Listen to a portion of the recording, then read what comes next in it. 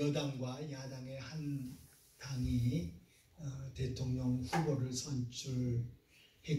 지금 또 야당 한 당이 열심히 선출하는 그 과정에 있습니다.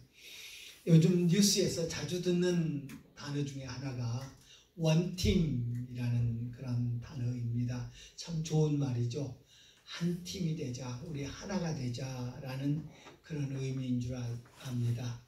여당이 됐건 야당이 됐건 대통령 선거에 승리하기 위해서 원팀이 되어야 될 것을 강조합니다.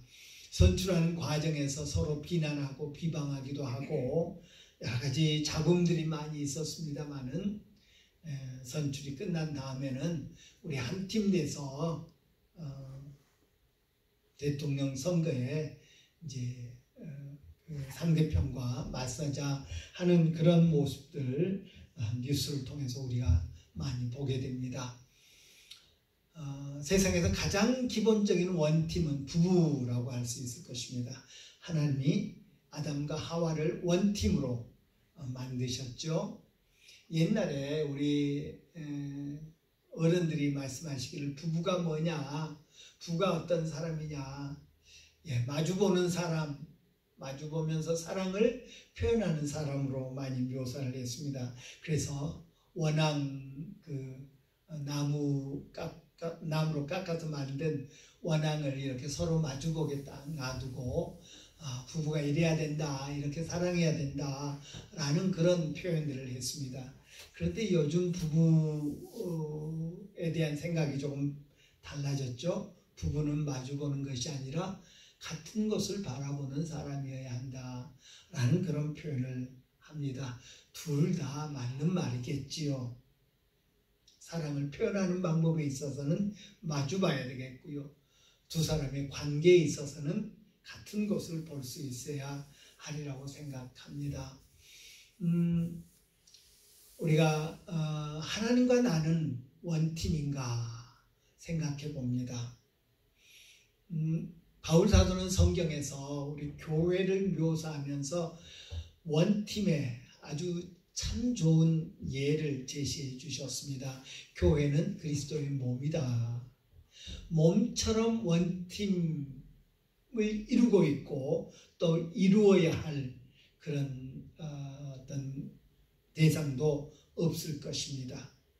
몸이 오른팔이 왼팔을 향해서 나는 너랑 같은 생각이 아니야, 나는 너랑 같은 목적이 아니야 하면서 너랑 같이 원팀을 이루지 않을래 한다면 큰 문제가 발생하겠죠. 원팀은 같은 목적, 같은 목표를 가지고 같은 생각을 가지고 같은 것들을 지향하는 그런 그룹이 원팀이라고 할 수 있을 것입니다. 교회는 원팀을 이루는 아주 좋은 본보기입니다. 그런데 그렇게 같은 목표, 같은 어떤 생각들, 같은 지향하는 바를 갖기 위해서 우리는 끊임없이 소통합니다. 부부가 서로 의견을 나누고 서로 소통하면서 어떤 같은 지향점을 갖게 되죠. 같은 목표를 가질 수 있게 되죠. 회사에서 한 팀이 서로 토론하고 때로는 논쟁도 하면서 저 사람이 저런 생각을 가지고 있구나, 이 사람이 이런 것들을 좋아하는구나, 우리 사장님은 이런 것들을 지향하는구나 라는 것을 서로 알게 되면서 그래, 내가 좀 양보하지, 네가 좀 양보해라, 나도 이만큼 양보할게, 그런 소통을 통해서 합의점을 이루고 그래서 원팀이 됩니다. 대통령 후보로 각 당에서 선출하면서 수많은 토론들을 하죠. 그러면서 설득하고 그러면서 자기 생각을 밝히고 그러는 과정에서 때로는 비방하기도 하고요. 때로는 아주 언성을 높여가기도 하고요. 하는 그런 모습들을 보입니다. 그러나 선출이 끝나면 서로 양보하고 서로 배려하면서 원팀을 이루려고 노력합니다. 사람들의 원팀은 그렇게 이루어집니다. 서로를 조정하면서 이루어집니다. 그렇다면 우리가 교회에서 한 몸이 되어야 하는 가장 좋은 원팀을 이루어야 하는 교회에서 하나님과 우리 사이의 관계는 어떠한가 하는 것입니다. 성경은 하나님은 완전하신 분이다 라고 말씀합니다. 시편 기자는 이렇게 말합니다. 여호와여, 주께서 행하신 일이 어찌 그리 크신지요. 주의 생각이 매우 깊으니이다. 시편 92편에서 그렇게 고백하고요. 여호와께서 행하시는 일이 존귀하고 어미하여 그의 의가 영원히 서 있도다 라고 시편 111편에서 고백하고 있는 것을 봅니다. 바울 사도는 인류를 구원하시는 하나님의 계획을 설명하면서 깊도다 하나님의 지혜와 지식에 풍성하며 그의 판단은 헤아리지 못할 것이며 그의 길은 찾지 못할 것이로다. 로마서 11장에서 말씀하고 있는 것을 봅니다. 하나님은 완전하십니다. 그의 생각이 깊으십니다. 우리가 상상할 수 없는 그런 생각을 하고 계시고 그런 계획을 가지고 계신 분이십니다. 너무나 그의 생각이 깊기 때문에 오묘하기 때문에 우리가 알아차리지 못합니다. 그런 하나님과 우리가 어떻게 원팀을 이룰 수 있을까요? 사람끼리는 서로 토론하면서 서로 의견을 나누면서 서로에게 상대에게 나를 맞추고 상대도 나에게 맞추고 하면서 원팀을 이룹니다. 그러나 우리 하나님은 하나님과의 관계에 있어서는 우리가 하나님께 맞추는 하나님의 말씀에 우리가 순종하는 것이 원팀을 이룰 수 있는 비결입니다. 상호간에 맞추는 것이 아니라 완전하신 하나님의 생각에 완전하신 하나님의 계획에 나를 맞추는 것, 그것이 원팀을 이루는 방법이더라라는 것입니다. 오늘 본문에 우리가 묵상하는 호세아도 하나님과 원팀을 이루는 아주 좋은 본보기다라고 말할 수 있을 것입니다. 우리는 호세아 이야기 잘 압니다. 느닷없이 하나님께서 호세아에게 너 저기 음란한 여자라고 소문난 그 고멜이란 여자와 결혼해라 라고 지시하십니다.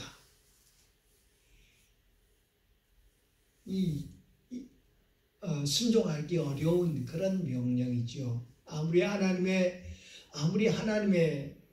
일꾼이라 할지라도 이 결혼은 정말 귀한 일인데 이미 음란하기로 소문난 이 남자 저 남자 만나면서 음행을 저지르기로 소문난 그런 여자와 결혼을 하라고 그럽니다.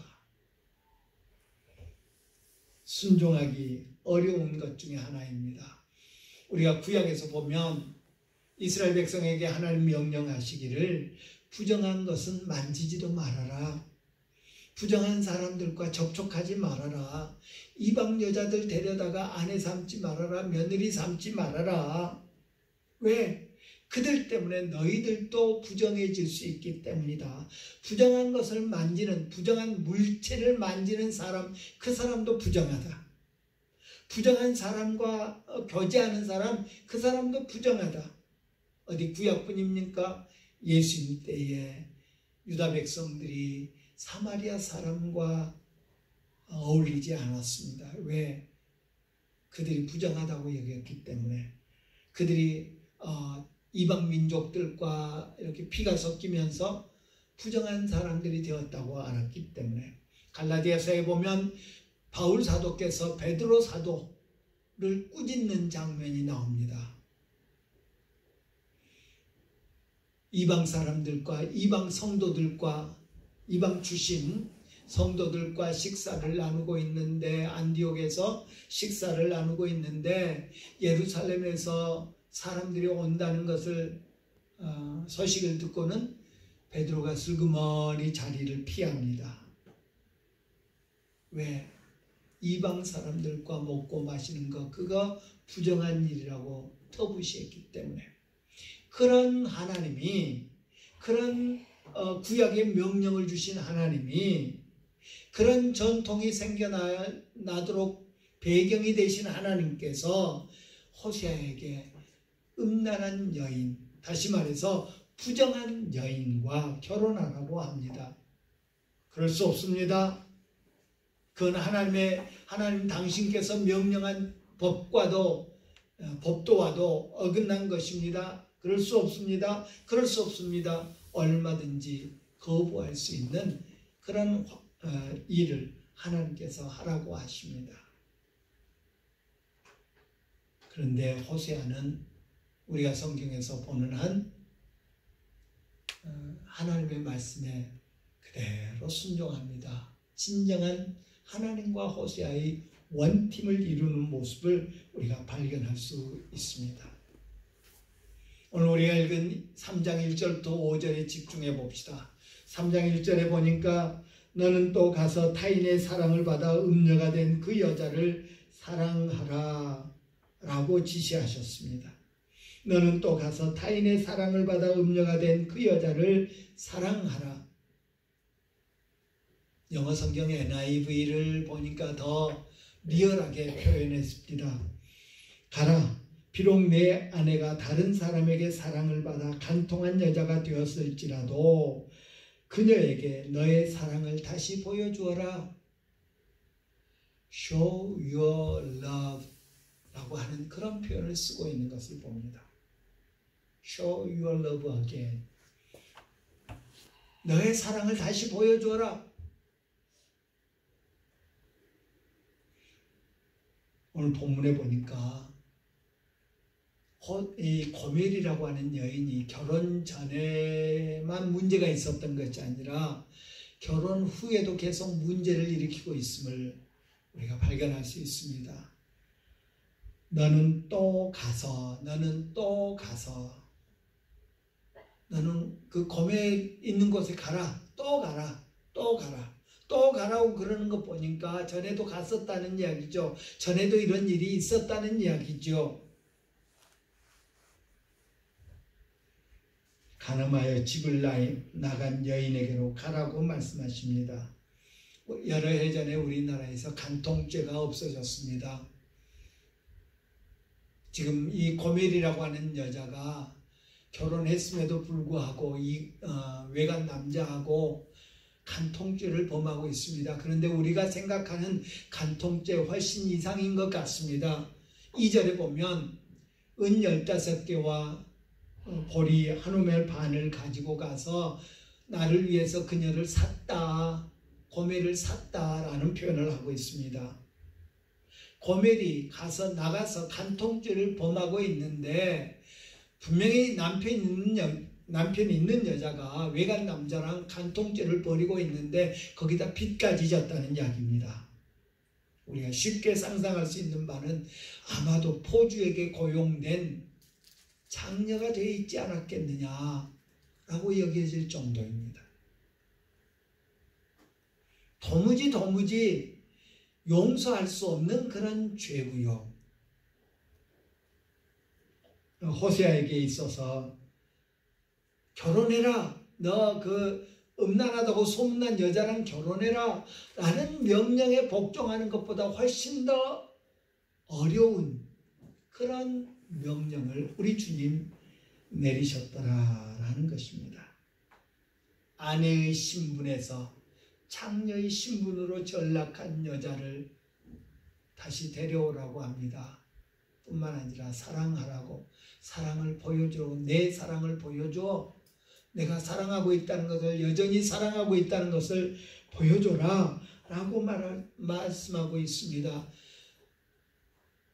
이 고멜은 호세아에게 있어서 참을 수 없는 모욕이었습니다. 모멸감을 가져다주는 그런 여자였으리라고 생각합니다. 하나님은 왜 이런 명령을 호세아에게 내리셨고 또 호세아는 어떻게 이 명령에 순종할 수 있었을까요? 오늘 본문에 자세한 언급이 없습니다마는 호세아는 하나님의 마음을 품은 그런 사람이었음이 분명합니다. 이 모든 일들을 통해서 하나님 앞에 범죄하고 있는, 하나님 앞에 음행을 행하고 있는 내 민족 이스라엘 민족을 보게 하시는구나. 그리고 그들을 향한 변함없는 하나님의 사랑을 보여주시는구나. 하나님의 마음을 품은 사람이었음이 분명합니다. 예수님께서 사역하시는 동안에 아주 자주 책망한 사람들이 있습니다. 바리새인들, 서기관들이었죠. 그들을 향해서 예수님 책망하시면서 화 있을진저, 화 있을진저 라는 말을 거듭 반복하십니다. 왜 그들에게 화가 있을 것이라고 했습니까? 그들의 위선 때문이었습니다. 화 있을진저 외식하는 바리새인들아, 화 있을진저 외식하는 사두개인들아, 화 있을진저 서기관들아, 화 있을진저 바리새인과 서기관들아, 외식하는 자들, 다른 말로 하면 위선자들이기 때문이었습니다. 위선이 뭡니까? 나는 아닌 척 하는 것이 위선입니다.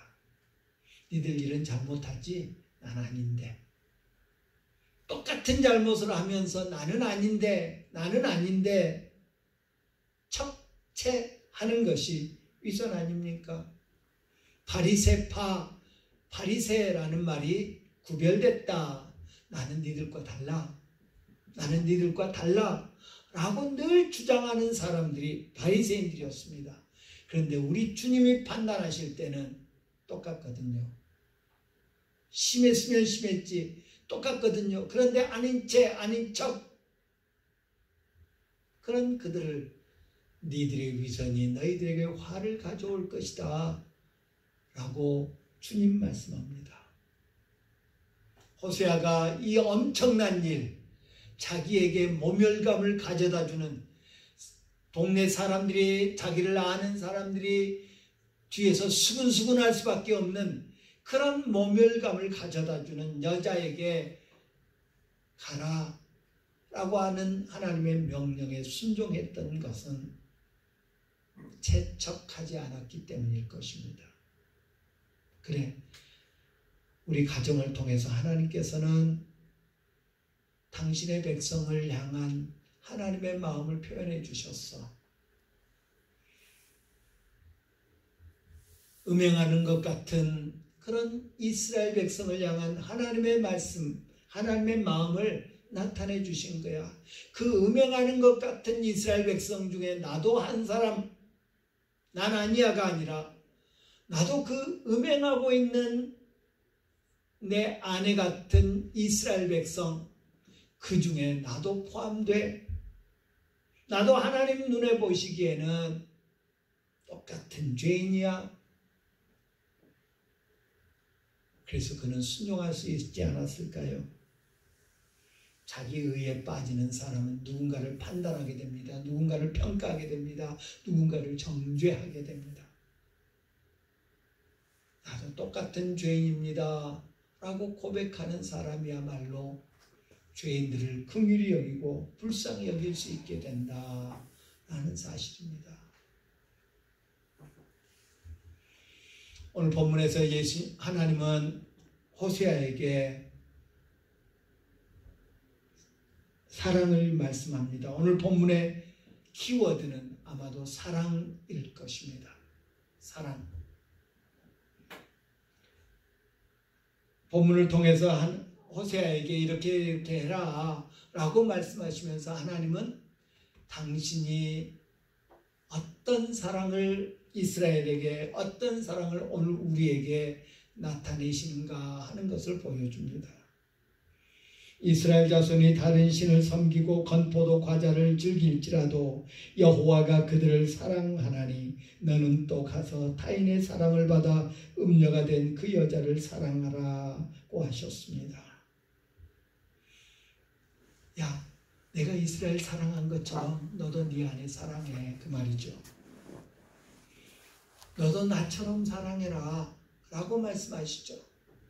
내가 이스라엘 백성들 우상 숭배하고 있고 우상에 드렸던 건포도 과자, 우상에게 드렸던 제물을 먹으면서 기뻐하는 것처럼 우상에게 제사 드리고 그 제물 먹으면서 조금도 양심의 가책을 느끼지 아니하고 달달하니 맛있다고만 하는 그 사람들 앞에서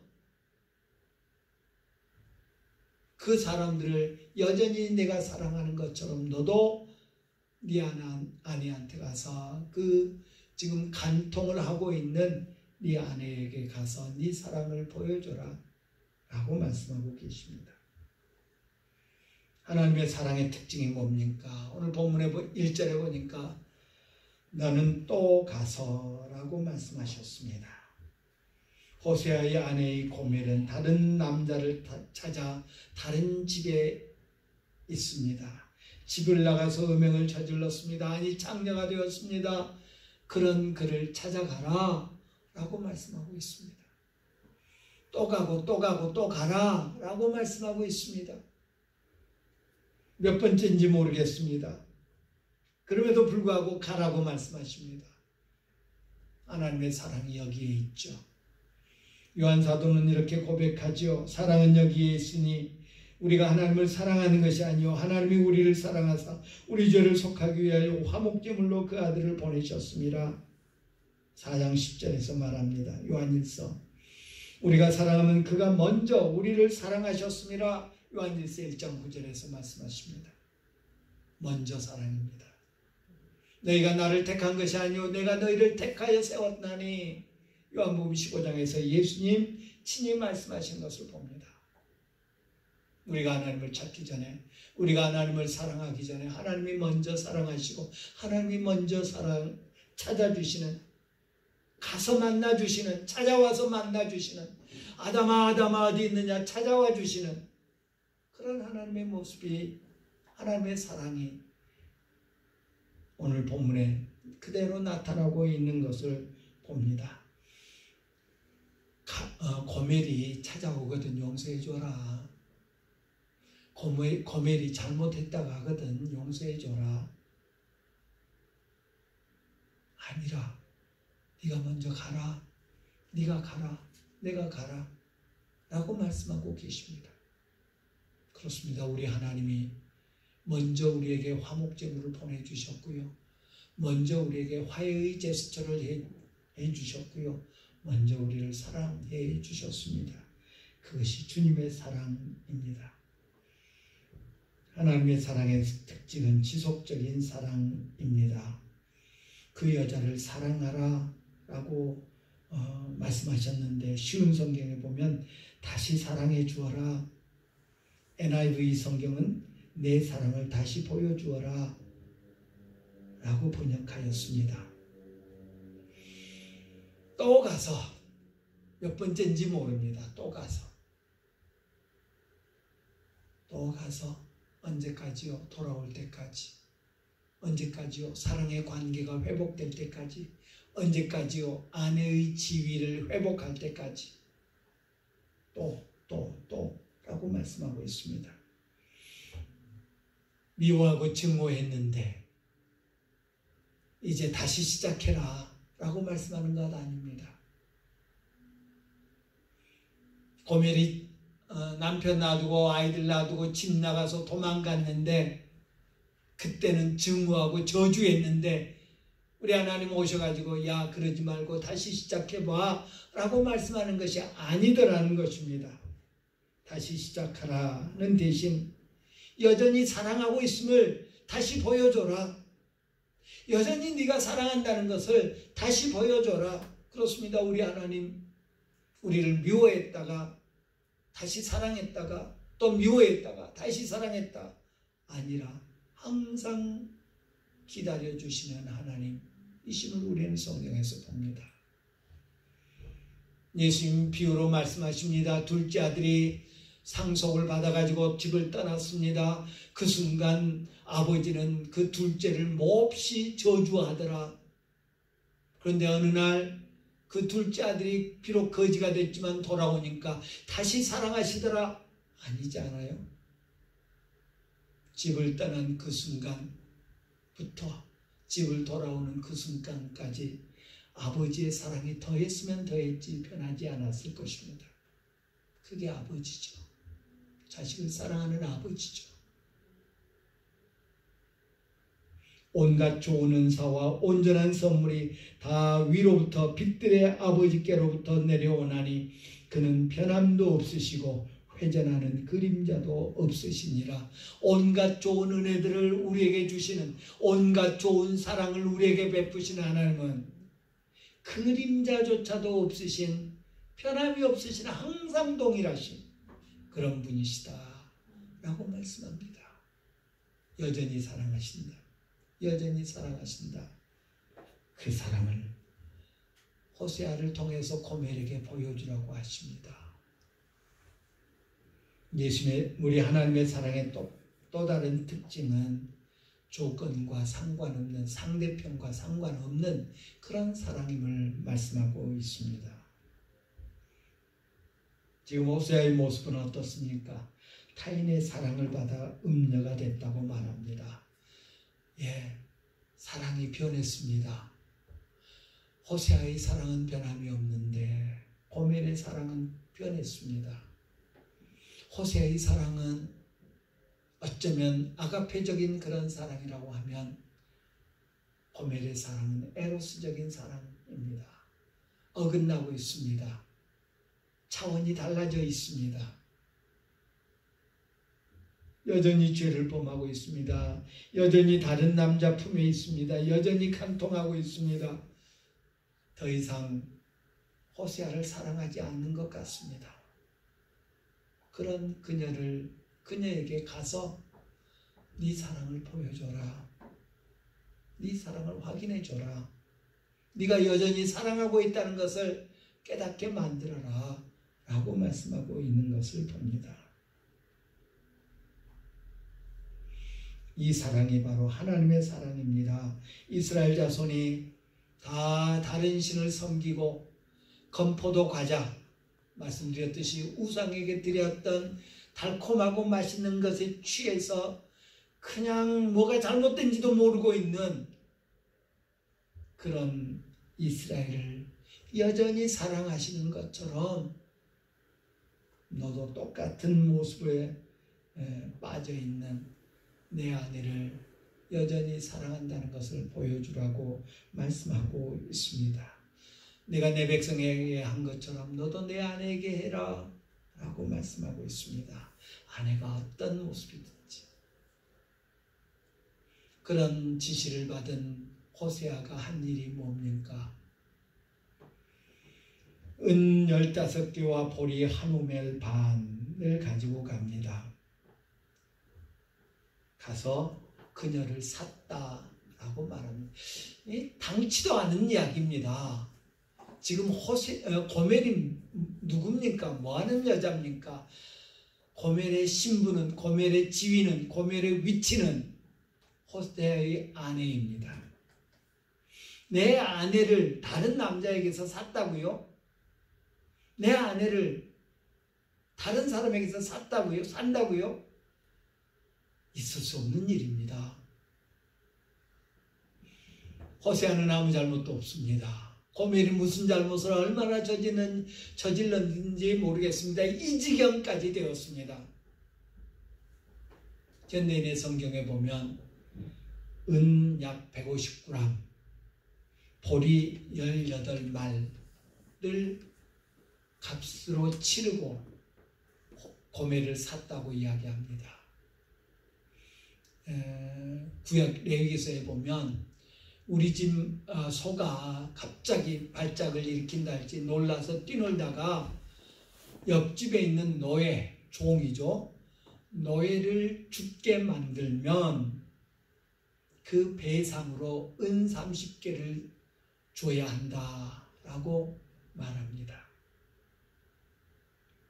오늘 본문에 은 15개는 그 은 30의 반입니다. 고멜의 죗값이죠. 고멜의 죗값이죠. 아마도 고멜이 정욕을 위해서 사용했던 빚일 겁니다.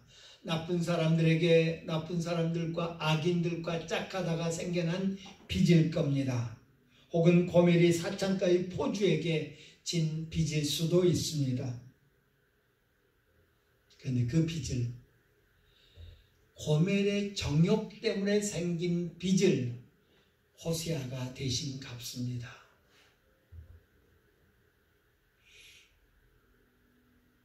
이 사실을 호세아의 친구들이 알았다면 뭐라고 말했을까요? 바보. 정말 바보 같은 일입니다. 자기를 버리고 떠난, 배반한 그 여인을 다시 원위치로 돌리기 위해서, 다시 아내의 지위로 돌리기 위해서 호세아가 대신 값을 치릅니다. 여기에 하나님의 사랑의 하이라이트가 있습니다. 사랑의 표현을 여전히 사랑하고 있다는 거 보여줘라 라고 했습니다. 그러자 호세아가 한 일이 뭡니까? 찾아갔습니다. 또 갔습니다. 그리고 대신 값을 치러줍니다. 대신 빚을 갚아줍니다. 이게 하나님의 사랑의 하이라이트 아닙니까? 우리가 아직 죄인 되었을 때 그리스도께서 우리를 위하여 죽으심으로 하나님께서 우리에 대한 자기의 사랑을 확증하셨느니라. 이만큼 사랑한다 보여주셨느니라. 호세아가 가서 은 150g, 적지 않은 돈입니다. 그 당시에.